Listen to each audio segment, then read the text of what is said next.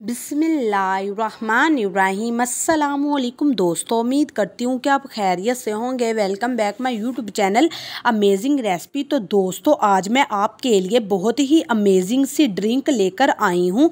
ये इतनी डिफरेंट और मज़े की होती है ना, जब आप इसको बनाएंगे एक दफ़ा आप हैरान हो जाएंगे कि इतना टेस्ट, इतना ये शानदार सा फ्लेवर आया कैसे। रेसिपी मिनटों में तैयार हो जाती है, बिल्कुल भी मुश्किल नहीं है। तो इसके लिए चले जी बिस्मिल्लाहिर्रहमानिर्रहीम।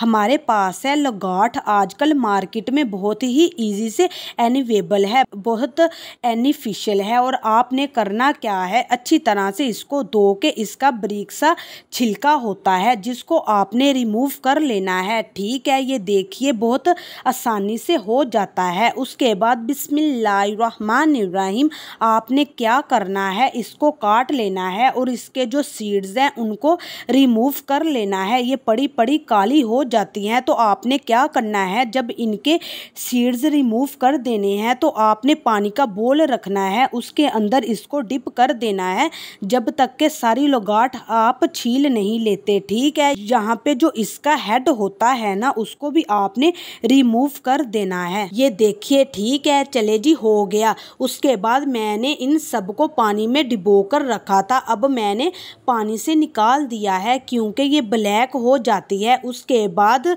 ब्लेंडर का एक जग चाहिए जिसमें आप बनाते हैं मिल्क शेक, और चूंकि इसमें थोड़ी सी खटास होती है तो आप चाहें इसके अंदर चीनी ऐड कर सकते हैं। तो ये अगर आपके पास मीठे वाली हैं तो चीनी स्किप भी कर सकते हैं, मगर थोड़ी सी इसमें चीनी ऐड कर देती हूँ इसके अंदर। अब हम पानी नहीं डालेंगे, इसका हमें जस्ट यहाँ पे पल्प ही चाहिए। ठीक है, उसके बाद हमने क्या करना है, मशीन को कर देना है ऑन और इसको अच्छे से आपने कर लेना है ब्लेंड।